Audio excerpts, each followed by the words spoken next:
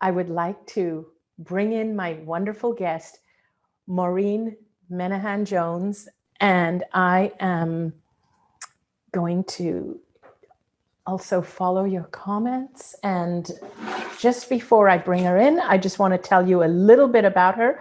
Maureen is a registered nurse. She's been a nurse for 47 years. And then she has switched up. So she's immersed in the medical world, but now does more complementary alternative work. She is a guided imagery practitioner, which is just what I needed, because I need somebody to help me teach my audience about guided imagery. But she's also the author of a book called Wisdom to Wellness: Healing Your Emotional Sufferings so that the physical healing can follow. And she is the creator of a technique called the modus operandi, MO technique. And she's created that. I had a session with her. She was absolutely wonderful. And that's why I said I have to bring her on to share her with all of you. Maureen, welcome, and thanks for agreeing to come on. I am going to wear these airplane looking headphones, which I dislike thoroughly. Okay, good. Now, Maureen, speak to me. Hi, Anita. I can hear you loud and clear. I will bear with these funny headphones. It's worth it because I can hear you. Oh, good, good. So I would very honored to be here. Oh, I loved our session together, and I'm just elated. I'm elated you're here because I can't wait for the audience to hear what you have to say. So just tell me a little bit about you, tell the audience a little bit about you, a little bit about your background, education, and what made you transition to doing what you do now. So I worked in Western medicine for, I'm 69, so I graduated in 1973, so I think it's been 48 years. You look amazing, by the way. Oh, thank you. Registered nurse. And so I worked in Western medicine, the first half, 20s, 30s, part of my 40s, and worked orthopedics and medical floor and hospice and ER and surgery. And I worked almost everything because I just love that about nursing. You can, there's just so many avenues that you can, and you just keep learning and kind of find your niche.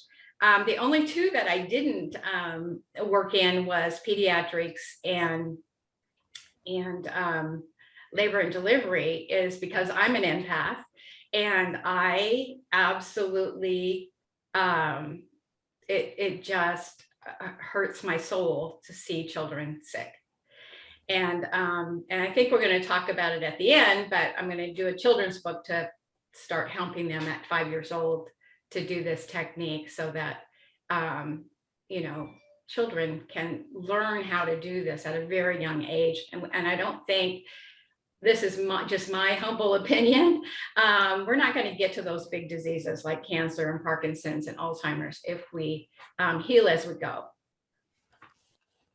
I then went through a divorce at 43, got to the bottom of the barrel. My goal in life was to be married, have kids, and keep my family together, because that's not what I had growing up. And so when this marriage was not going to work, and that was, from the divine, I know now, at the time it was devastating. But I then started on my healing journey. And I had allergies, so I went to an alternative practitioner, and she said, Maureen, you need this book. I got it right here. Messages from the Body. It's Dr. Michael J. Lincoln. And it's the message that your body is trying to give you when you have a symptom, condition, or disease.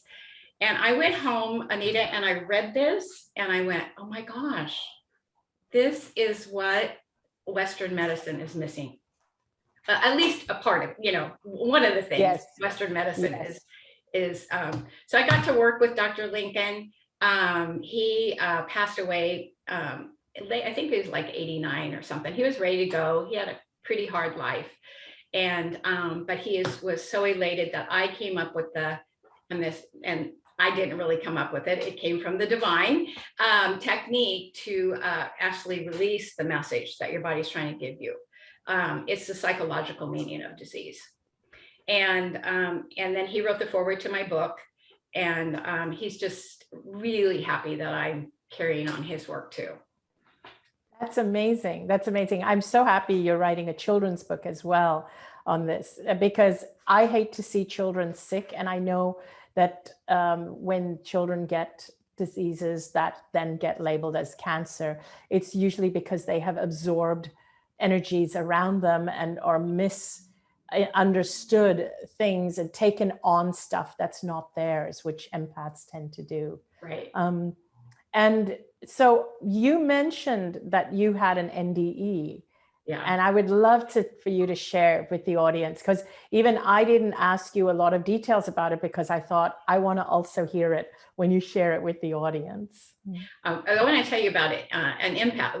When I found out I was an empath too, I was in high school. So I want to tell you that story. Yes, tell us that too.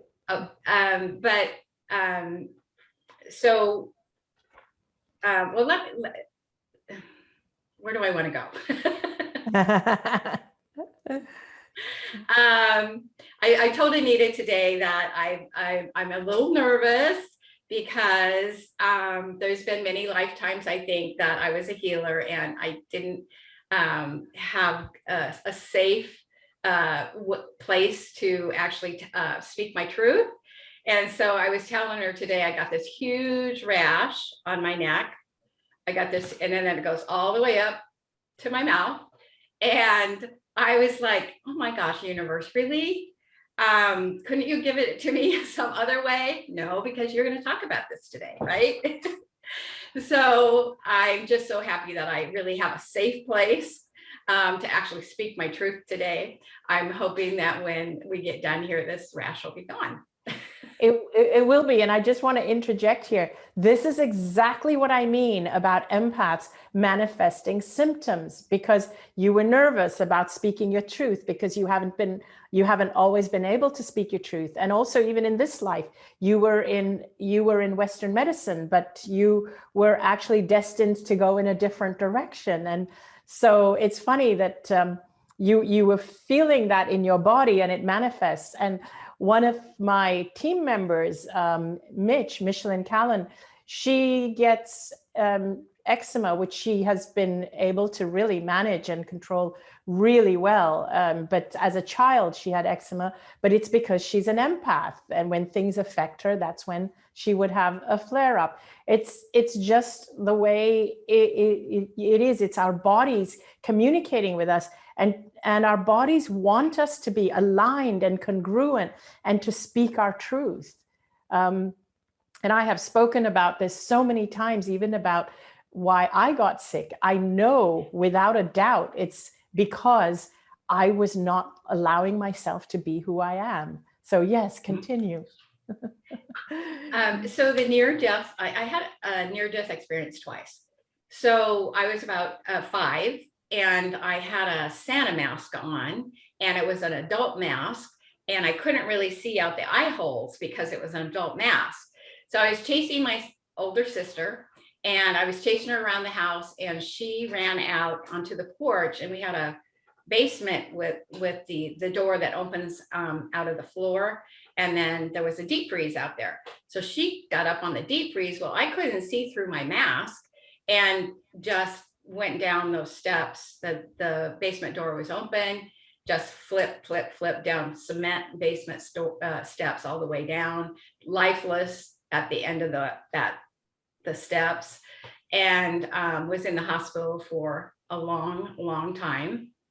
And so when I just went out of my body, I went to this very unconditional love. I felt held like I've never been held. I was raised in a very dysfunctional family, like I'd never been held before. And it was just absolutely beautiful. And I felt safe, and I felt loved, and I felt I just wanted to stay there. And one of the things that has happened to me twice is that the guides there, goddess, have given me a choice to say, do you want to stay, or do you want to go back and do what your soul wanted you to do in this lifetime? So somehow, some way, I got back into my body and healed from that. It was a very, very traumatic experience.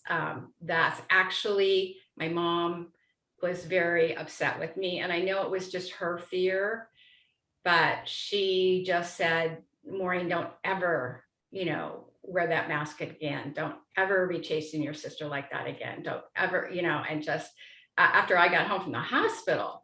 And so I haven't even told you this, Anita, but that's the day I decided I couldn't play. Oh, wow. Yeah. That's powerful. Yeah. Wow. And I've been pretty much a workaholic. Wow. That's what happens. That's how we stop being who we are. We just get one, something happens and our parents tell us something, and then that's it.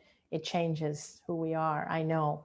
That's part of the stuff that accumulates within that, that suppresses who we are. And I mean, I remember an incident way back, and it's to do with the culture I come from. When I was 13 years old, I remember my mom took me to a friend's house. It was like a ladies' tea party. So I was 13, and there were all these women having tea and talking, and they started playing cards and everything. And I was bored. I was sitting there and I was bored because I was the only 13-year-old kid there.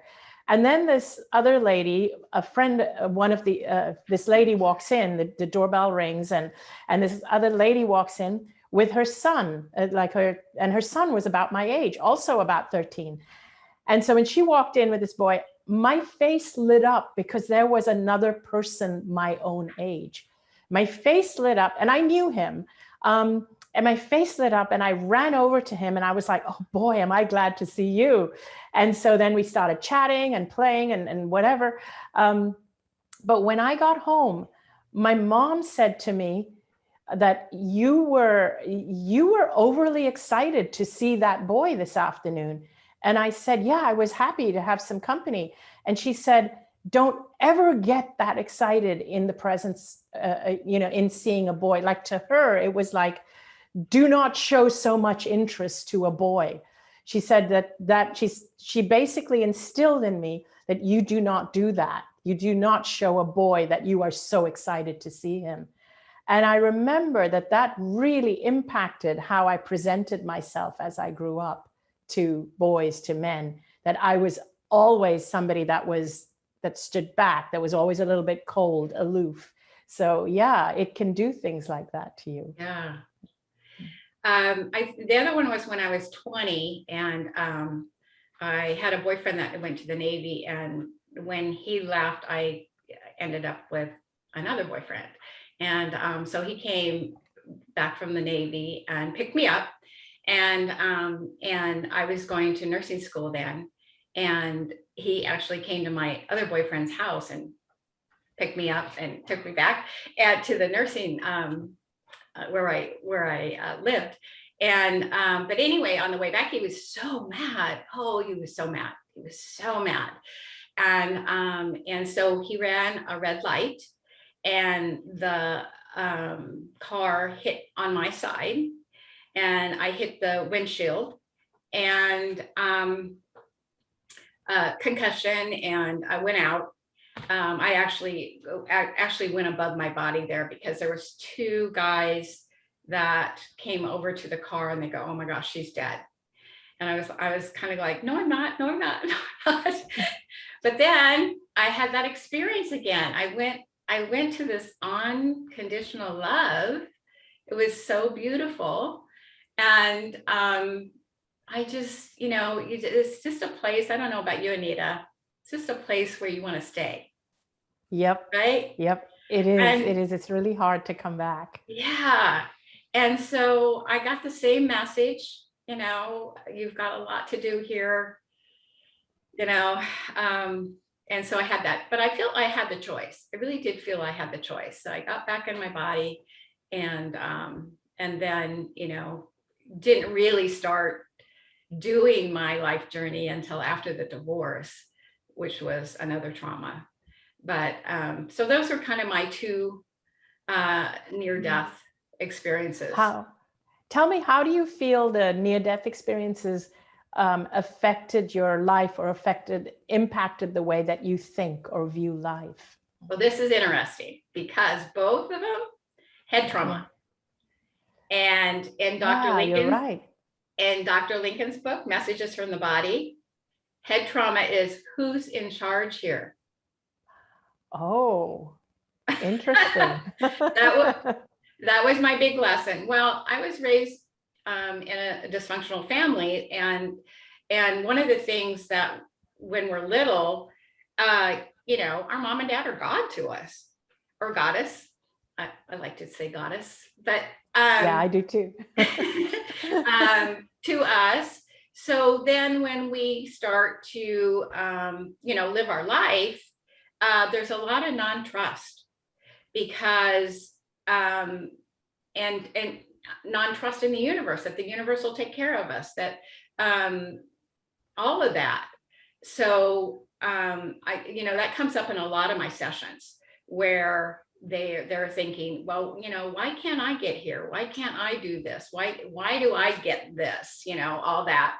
And a lot of it is due to, well, who's in charge?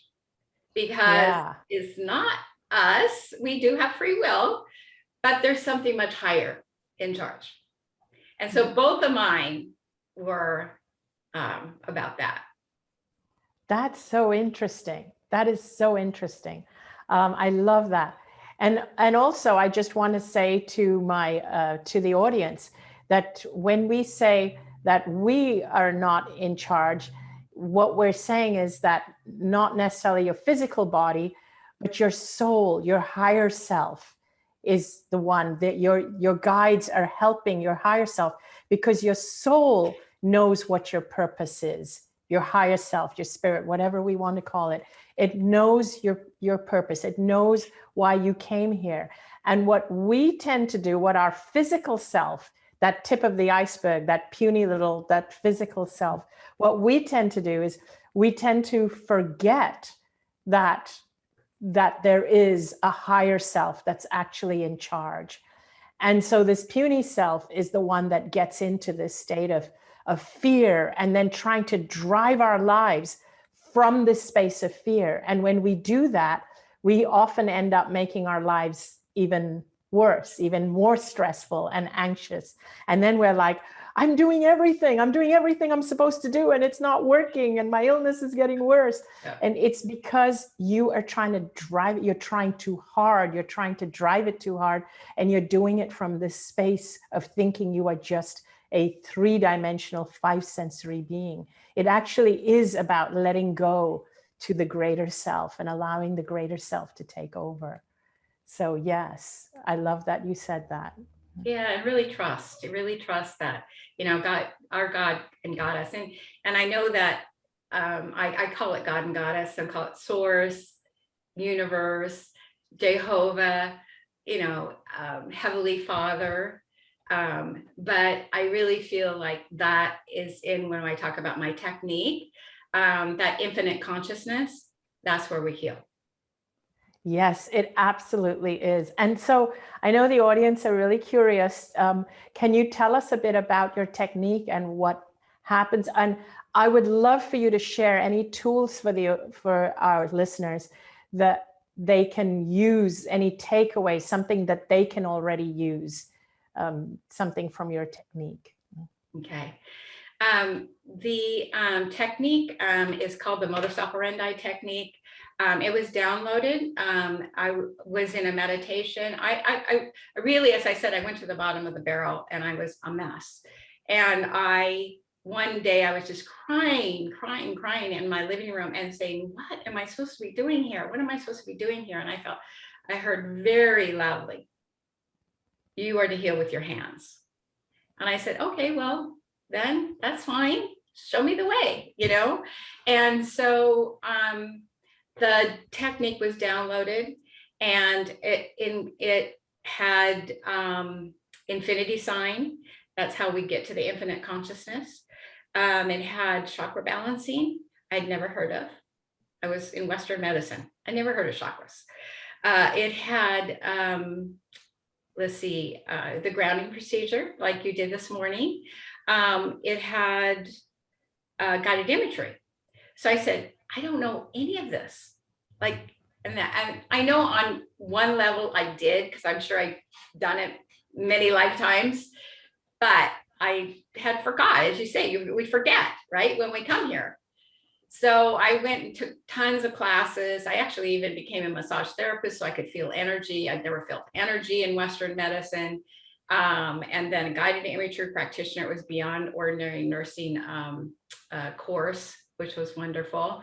And then the chakras and the infinity sign, I just, did a lot of research on them, took a lot of classes and got it all together. And then I started to, well, they wanted it to be called the modus operandi technique, which we find your MO, how you operate in life. And you're talking about patterns, Anita. That's your MO. That's how you operate in life. And everybody's so different. And so it ended up MO technique. When I actually wrote the book, my editor said, "Oh, Maureen, we need to condense this down to MO instead of modus operandi." And I said, "Oh, I don't think so." And she goes, "Why?" And I said, "Well, my name's Maureen. Everybody calls me Mo."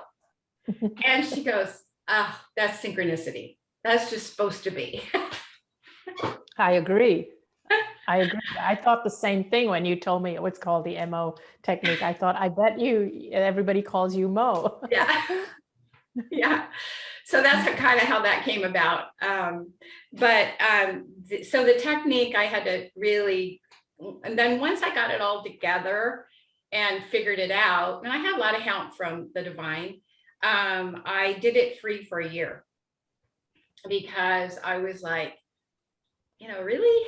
And it was working so well. I was just like so happy and so surprised. But then about a year in, I got, I ended up with megaloblastic anemia. And when I went into the doctor, he said, your blood work, I need to send you to an oncologist. And so I said, really? And so he sent me to the oncologist, and the oncologist says, "I think you have a rare form of cancer, and I'm going to order a bone marrow biopsy." And I went, I was totally in shock. I was just in shock. I said, "Well, I need to go home. I need to go home and think about it." And I had to sign my life away to get out of there. And I went home and I thought, well, I've been using this technique. I guess that's what this is all about. So I used it on myself for 40 days. It's a 40-day technique. And I went back to the doctor, and he came in, he said, "So what'd you do?" And I said, "Well, how's my blood work?" And he said, "It's normal." Now, even with megaloblastic anemia, there's no way in 40 days in Western medicine, I didn't do anything else. So then I knew, Anita, that this is what I came to do. Yeah. And I want to say a few things there. I love that story. And I remember I was blown away when you told me, because I was like, oh my gosh, my audience needs to hear this. And there's a couple of things there. One is you didn't fall into the fear of when the doctor told you that. You didn't go down that whole route. And so this is the big piece, because for me, this is the bigger piece, because what happened for me when I was diagnosed, when the doctor said to me that when they did a biopsy, and then he said, "It looks like Hodgkin's lymphoma. You need to go to an oncologist." I didn't want to go to the oncologist. I didn't want the chemotherapy and all that, but I feared not doing what the doctors said. That's the part, that's the hardest part. The hardest part is having that trust and conviction that I have this method and I need to try it first before I go down that route. And even while trying your method, being in that state of calm and trust and knowing this was given to me for a reason. This was given to me for a reason. And so I need to try it out. And it worked. And I believe that that the MO is powerful. I tried it and I loved it. I believe that was a part of it, but a big part of it was you trusting that the MO would work for you. That is also a big part of it. And I just felt the need to say that because I know that when I had the near-death experience, at that moment that I had the near-death experience, my body was in the worst shape that it has ever been, but it was in worse shape than anybody who has ever come back from cancer. It was in such bad shape. But that near-death experience was what gave me the insight that nothing can kill me unless my higher self chooses to die. Yes. It was that. And it's like, now I have chosen to live. I am not going to die. And it was that knowing that healed me. No matter what the doctors said after that, it didn't matter. Yeah. And that's really the piece that I want people to get. It's to get to that place of knowing, which medicine does not take us there. And so I'm always looking for practitioners and teachers and healers who can help to get people there. And that's why I wanted you to share that. And I'm so grateful you did, that you reversed it in 40 days. Yes, yes. Yeah. And I do see, no matter what, we have multiple levels. So, if we get the message that our body's trying to tell us, I called my book Wisdom to Wellness is because, disease tells us is very wise, and it tells us exactly what we came to do. Yes. Yes. Exactly.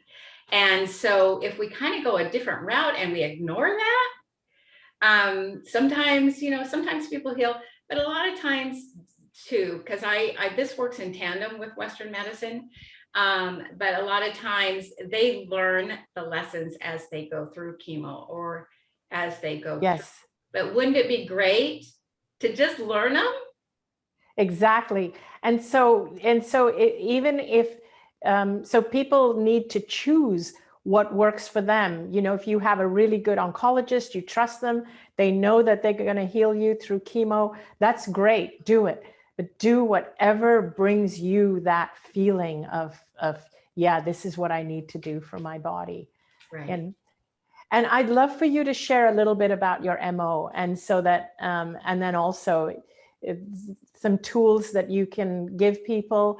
And also I'm going to ask you where people can find out more about you, or if they want a session with you, how they can sign up. So the MO technique, it has a foundation. And so I have the foundation in the first part of my book, and then the last part of the book is the diseases. And then I have client stories, and every one of those stories, my clients, signed off on it. It's their truth, not mine. It's their truth. Yeah. And so the common thread of disease is, and this is my humble opinion, and what I've seen for 25 years, is that usually there's something that puts us over the top, and it can be 6 months, a year before. It can be, as you said, it could be just cumulative, just cumulative. Yes. Yeah. And so once we're put over the top, then most of us, or many of us, have not been taught self-love as the foundation of our body.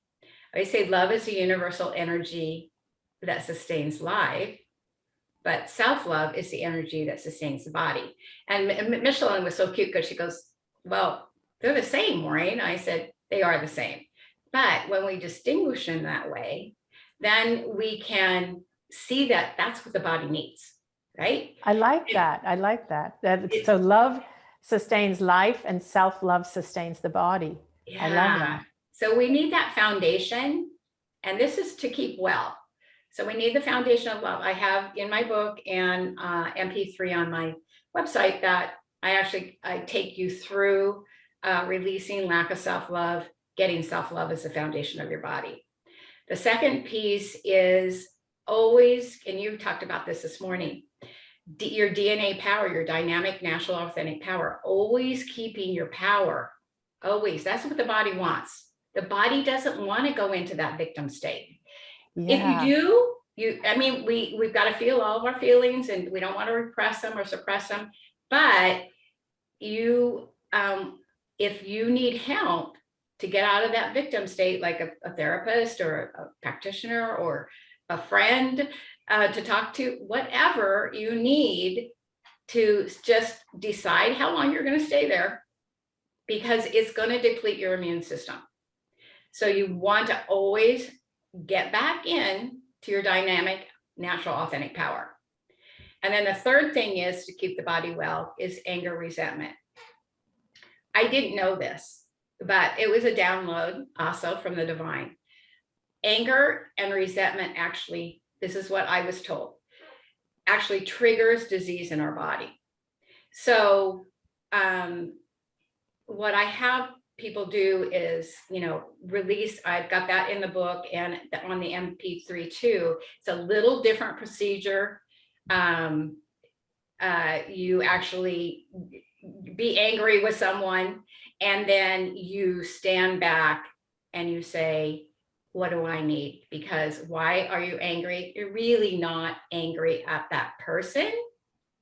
Yeah. Specifically, you're angry because there's something inside you that triggered, like, I'm not valued, I'm betrayed, I'm not loved, I'm not understood.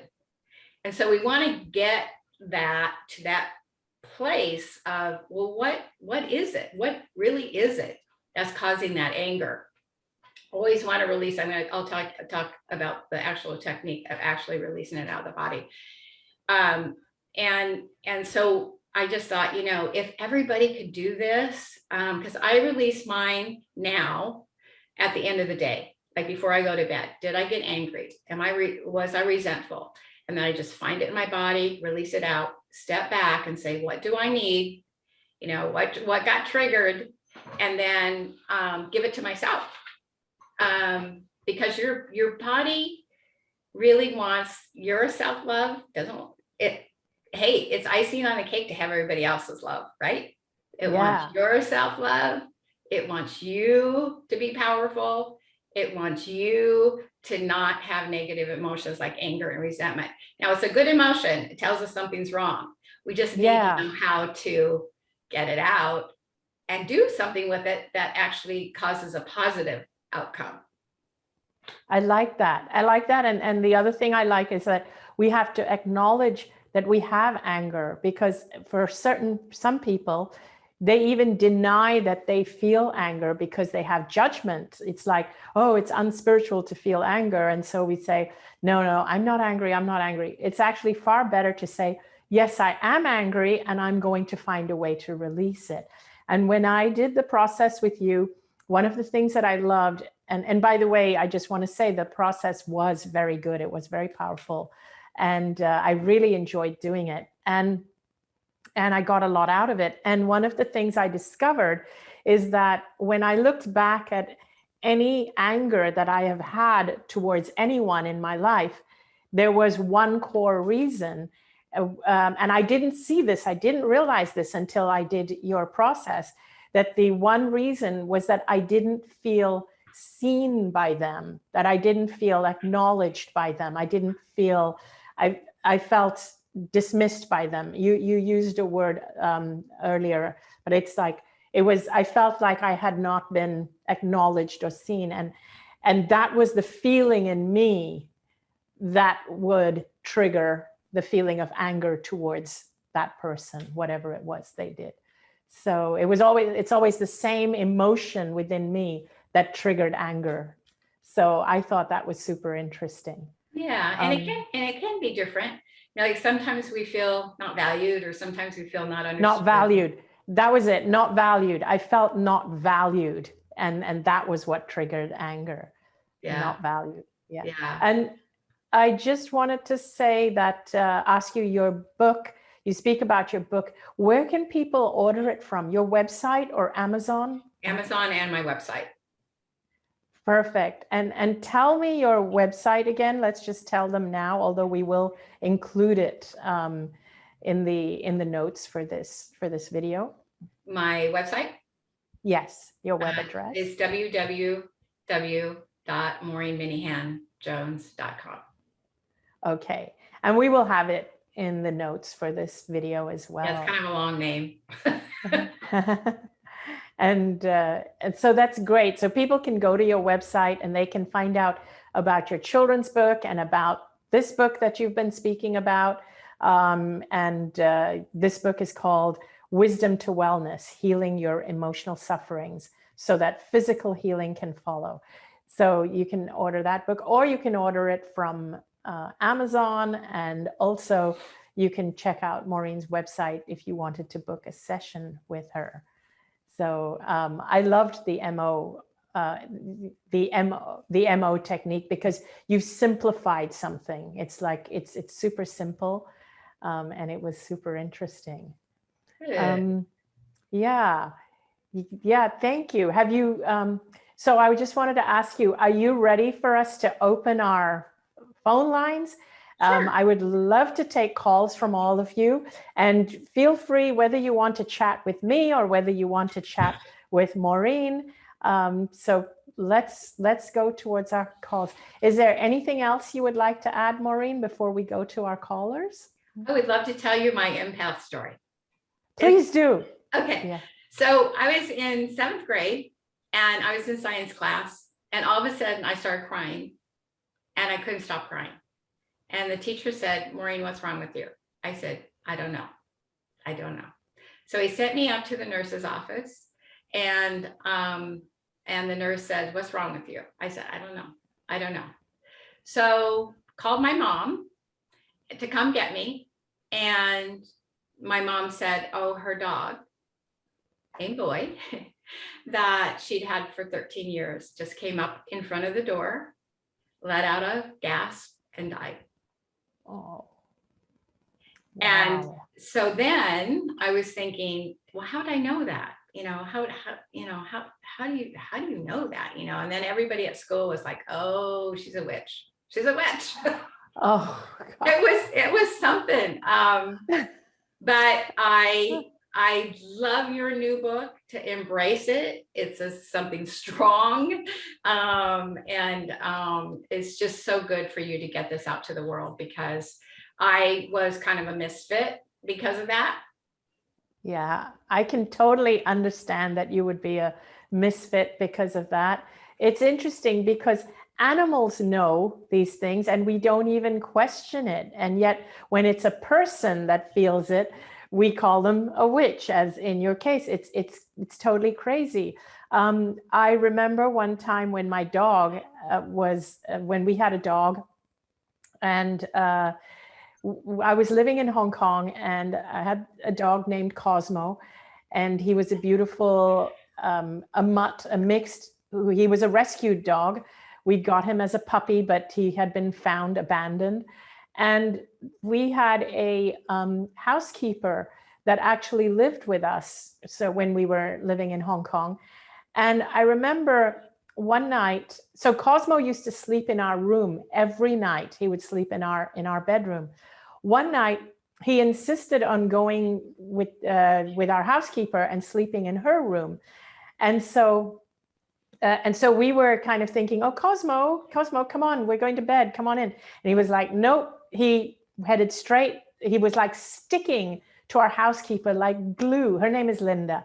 So he was sticking to Linda like glue. And so we were laughing, she was laughing that, oh, he's become really attached to me. And so she was the one who would take him for walks quite often. So off he went into Linda's room to sleep with her. And so we went into our room, and we were thinking, oh, he's becoming more attached to Linda than us. Yeah. And then in the middle of the night, she got a call to say her mother had passed away. And she was in tears. And so she was in her room and she was in tears. And Cosmo was there licking away her tears and just licking her face. And nobody put two and two together until so anyway, then in the morning, we saw Linda in tears and we were like, what happened? And she told us what happened. And then she had to, so her mother lived in a different country in the Philippines. So she flew off to the Philippines. And that's when we suddenly realized, oh, Cosmo already knew. And the thing is that after that, like even when Linda came back, Cosmo was back to sleeping with us. It was just that one night. And so we don't kind of say, oh, Cosmo's a witch or a wizard, we say dogs are perceptive, they're sensitive. But if they are, why can't we be? I know. Oh, that's a beautiful story.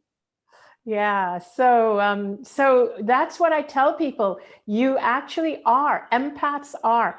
Empaths have to realize that we live in two worlds. And this was something I wanted to actually share today, is that empaths live in two worlds. And you need to understand this and realize this. And you need to honor both worlds. One is the sixth sensory, I can call it the celestial world, the sixth sensory world. And the other is this physical five sensory world.